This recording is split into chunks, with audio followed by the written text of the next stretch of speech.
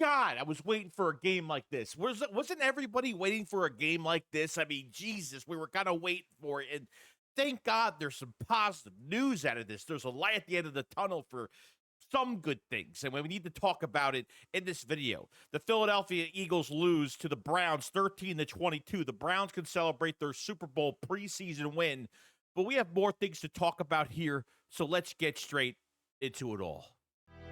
What's the boogeyman? As a matter of fact, it was.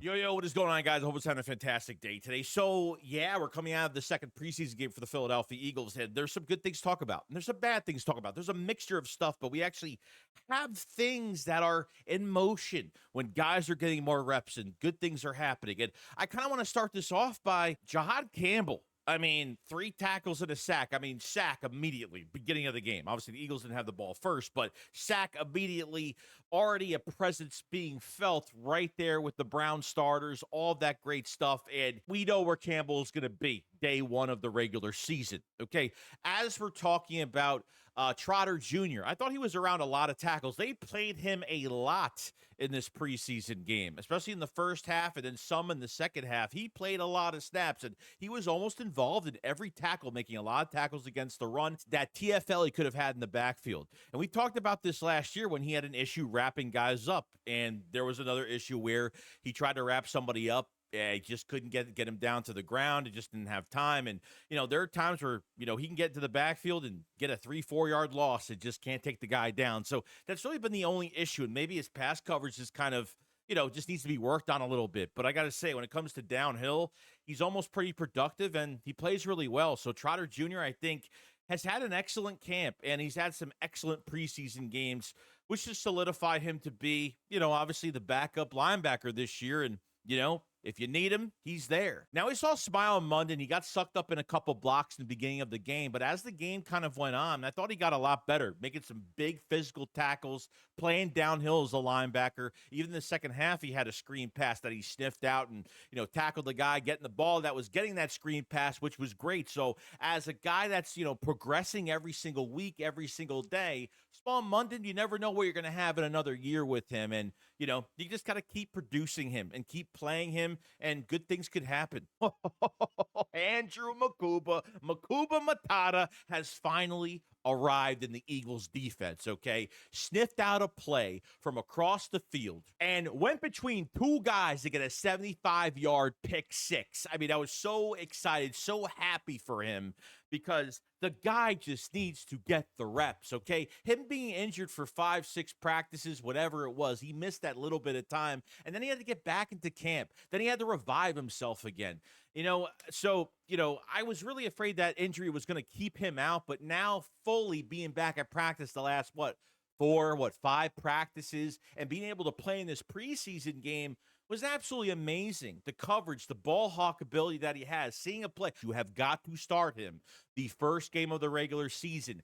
Every player is going to go through their growing pains. And for these young guys, preseason is just not enough. You only have a certain amount of snaps you could be in there. Okay, and I'm glad that he got a good amount of snaps. Not only did he have the 75-yard pick six, but he had a fumble recovery. I mean, a safety using his speed, seeing the ball bounce, and he went straight into that pile, picked it up, tried to get up the run, and he fell back down and was down right on the field right there. I mean, that's amazing work from a guy like that. That's why we drafted him. That's what he could do. But that ability to see a play before it happens and reading that and reading the play and him going in there, I think that was all we were really asking for at this point. I think this is going to pay off. I think a lot of Eagle fans are putting too much into these preseason games. I think like every player at every preseason game needs to be a superstar, but all you need to see is a little bit of a light, just a little bit of a flash. And I think you saw it from a couple plays that he made. And thank God he made them, because let me tell you, it was well needed for that position. I think Vic Fangio is clearly more happy now with what happened at this practice, especially at safety. And we're just talking about Andrew Makuba, because I don't know what Sidney Brown did or some of these other guys did. I don't even know if they even made any big plays or any type of plays that really made me say, he's doing a lot better. Even the announcers were saying that Sidney Brown was leading the charge at safety for that position for him to make the team and be the starter for this defense. But no, not in a positive way. It's only because that Makuba was hurt, and Sidney Brown ended up getting more practices and more time, and he ended up getting more reps. When Makuba was out, he's getting more reps. So, Fangio is going to go with him a lot more, but doesn't mean that he deserves the spot. I'm just really glad we saw that, and why we drafted him. These are the reasons why. And I felt like he finally spread his wings today, and thank fucking God it happened. I was so happy on that situation. Safety seems to be in good hands. Let him play in that first game. Let him go through what he's got to go through, and let him rock and roll, because I'm ready for some Andrew Makuba this season in 2025. As for the edge rushers, I think Azeez Ojulari, he, besides obviously not setting the edge on that reverse play and didn't really set the edge there and contain on the outside, he had a sack. He looks really good. His bend around the edge, his power, he looked pretty amazing. And this is a guy that's averaged 4 or 5 sacks with the Giants every single year. Pretty good statistics for a guy that's been hurt every year with the Giants, but now has such a big opportunity now on a 1-year deal, chip on his shoulder, and with a team coming off a Super Bowl, to make some noise and really do some damage on the edge. And I think he's becoming the number 3 edge rusher at this point. Now, from what I'm hearing from the announcers, they did say that, well, Jalix Hunt is just taking a back seat on second team right now because Fangio wants to see more of Uche and more of Ojulari. And there was a play where Uche and Ojulari were on opposite sides of each other. Both of them actually had really good pressure on one play. But, you didn't have Jordan Davis, you didn't have Jalen Carter. I think that would have been a sack. The edge rushers actually got a lot of pressure. The quarterback went inside, but the DTs couldn't get any push whatsoever. So he could be a double-digit sack guy. He can have 5 to 10 sacks this season with the Eagles in a rotation as the number 3 in the second rotation. I am perfectly fine with that. Now, at defensive end, this is another position that Vic Fangio has kind of been sitting there very patiently waiting to see if somebody's going to reach the surface. And I'm glad that Uche had a little bit of pressures, but I think Ojulari took the day as the number 3 edge rusher. That's just me. Now, talking about the defensive tackle position was an interesting one to me, because I felt like it was very lacking during this game, where there wasn't enough pressure in this game. I thought somebody would have just looked a little bit better today when we really needed that pressure. And I think Gabe Hall had a really big day today on a couple tackles. One tackle for loss behind the line of scrimmage when they were backed up into their own end zone, which was great. Byron Young didn't really do much until like the late second half. You had Ty Robinson that got blocked on one, and then he kind of held that block he was getting as a stone wall, and then held it long enough to get that tackle, which was great. Ty Robinson, I thought, had an up and down day, so that might be a good thing going forward. For DT, I think no one's really taken over that position when it comes to the late lat part of the depth that we have there, and that's really all I got to say about the DT position. All right, so we're going to talk about cornerback, because this was one that I was really I went into this game on the cornerback position. Obviously, the biggest troubled position that we have right now. And let me tell you, I saw nothing different for some guys. That's what I'll say. As for the good news, Jacorian Bennett ended up coming into the game pretty early, because Ringo was not only benched once, but he was benched twice.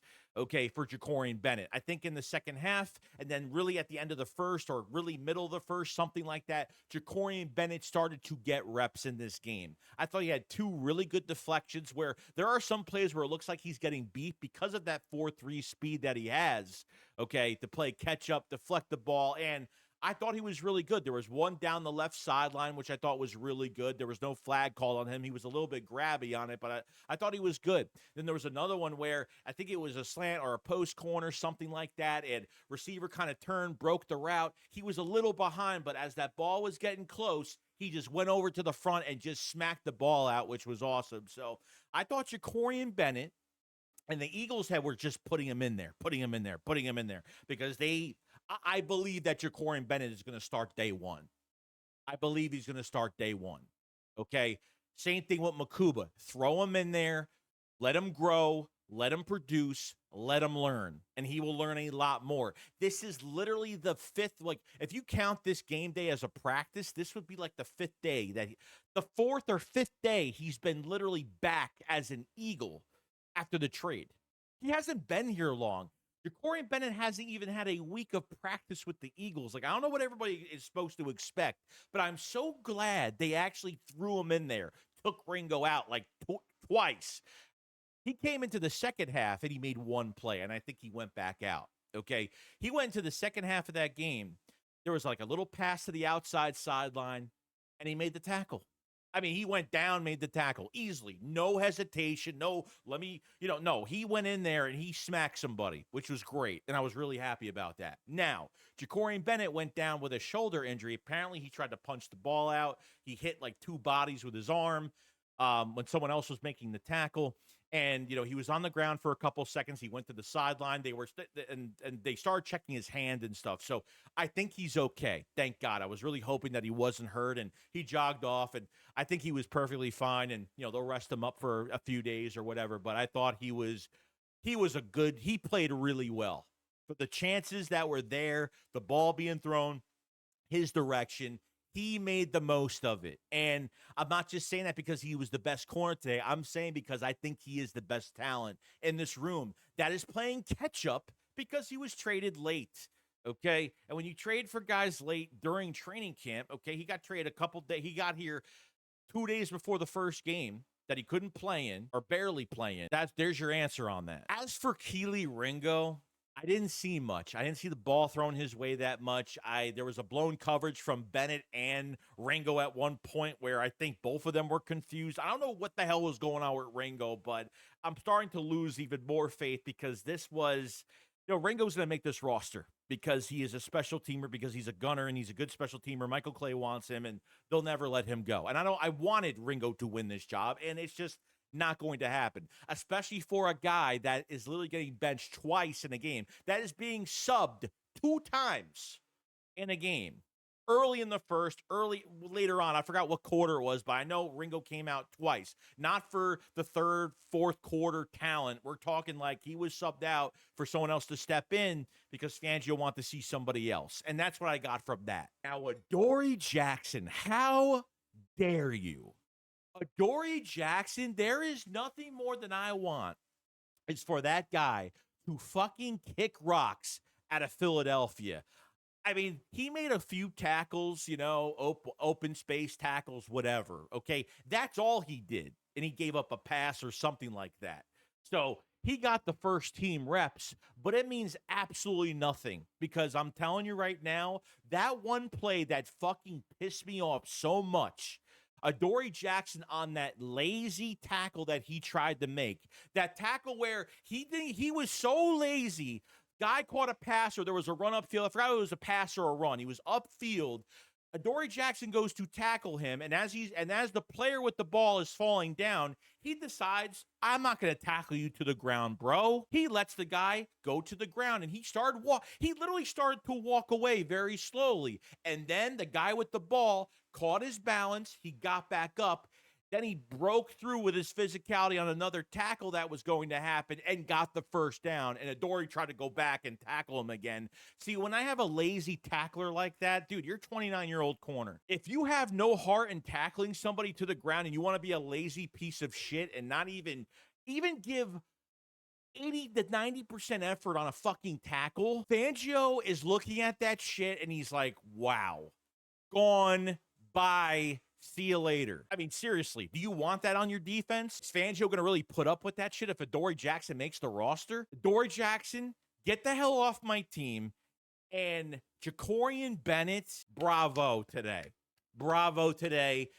Play catch up. Continue what you're doing. Get into that first game against the Dallas Cowboys and show them on a healthy year the type of corner you are. Now, we're going to be talking about the wide receiver position, which is really interesting. Now, Elijah Cooks, okay, that got hurt in the first preseason game, finally came back before this second game. He was very limited still. So he's almost done at this point. He just couldn't do enough, and that injury really screwed him over in that first game. Now, Anaya Smith had a touchdown, which was great. Terrace Marshall had a couple catches, but nothing eye-opening. Okay, Johnny Wilson was, I think, started in this game with the offense.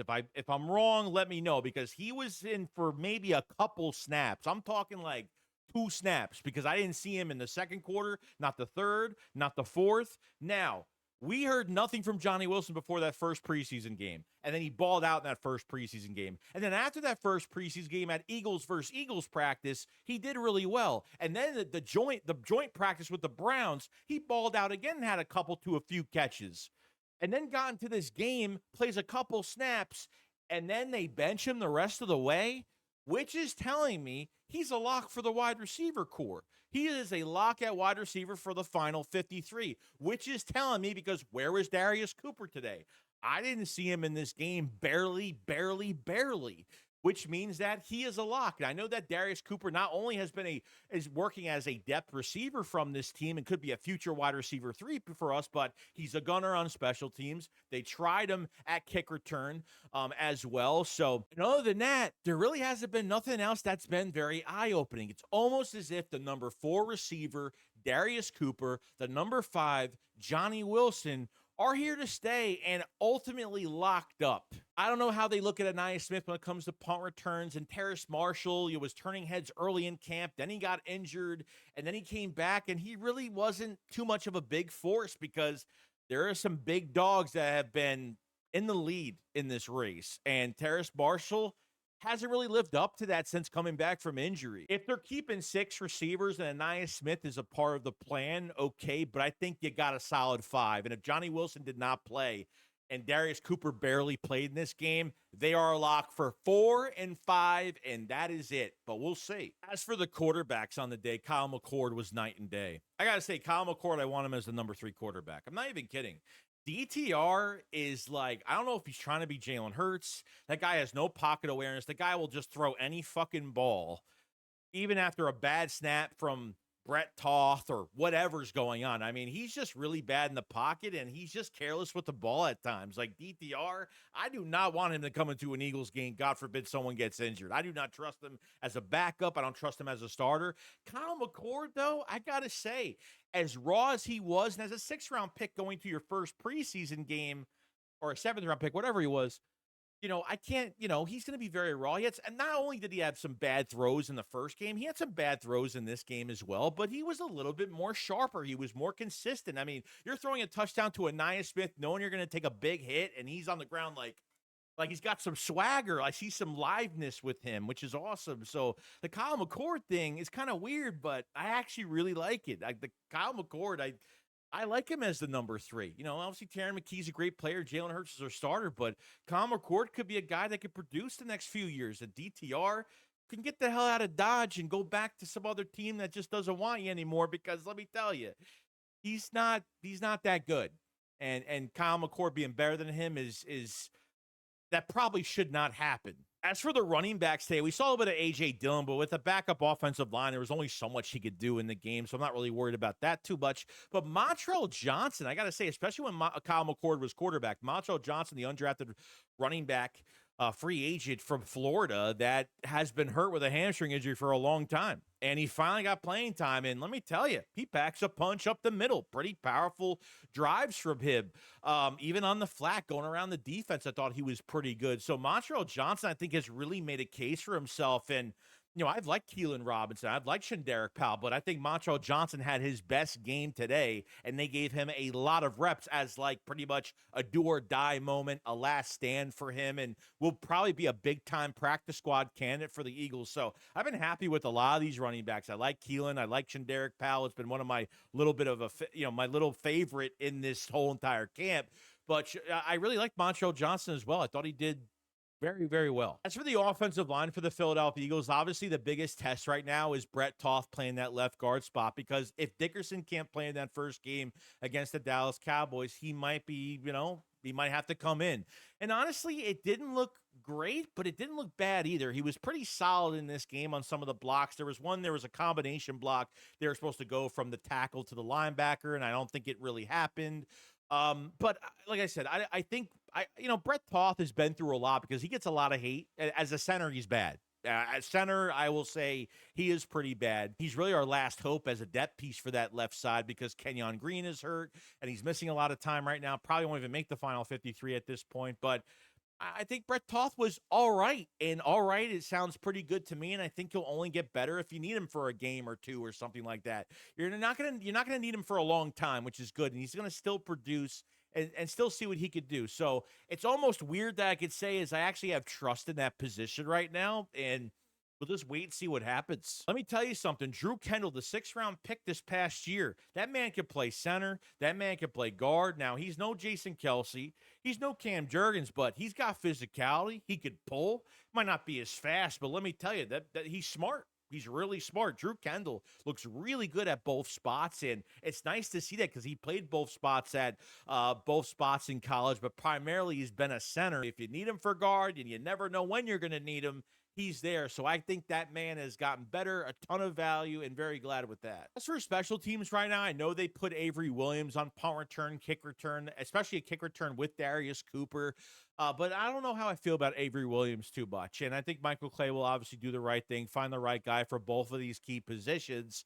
But, is Anaya Smith going to be the punt returner? Do they value him as that, as he had a really good first game as a punt returner? Do they like anybody else? I think special teams is still confusing to me. It's still up in the air to me. I don't think there's anything set in stone with that position. So I guess we'll see what happens with special teams. So that was the Eagles versus Browns second preseason game in the books for the Philadelphia Eagles. And it was a positive day. I think when you get answers, you feel a lot better within your own soul. You're kind of playing that patient game between you as the viewer watching the player on television or at the game. Like, somebody's got to step up here with certain positions. I think Makuba has stepped up playing week 1. I think Ja'Cory Bennett is catching up. He's not there yet, but he's relatively playing better. And I'm not just saying that because he's the best corner out of this camp so far, but because I think his skill level is just better athletically and just being smart when he's on the field in coverage. I think there's just a lot more to him than that. OJULARI and Uche, I want to see more from both of those guys. OJULARI really just came out and said, I'm here. Let me start at the number 3 edge rushing position. And now being fully healthy, you could see some different things down the road. You want that ball hawking coverage safety that's everywhere around the football nonstop. I think you got a little sample of that with Andrew Makuba, and I think that's only going to continue as you get through the rest of these preseason games and obviously get to this first game of the season and let these guys play. Unleash them. But let me know what you guys think about this preseason game. What was your favorite moment? How do you feel about the cornerback position? Do you start Andrew Makuba the first game and let him rock and roll? You guys let me know in the comment section below what you thought about this game and everything like that. Make sure you subscribe to the channel for more Eagles news every single day. Make sure you hit the like button because it helps out tremendously. You guys have a fantastic day. I will see you guys on the next one. Shake some up, follows, happy, guys. Peace.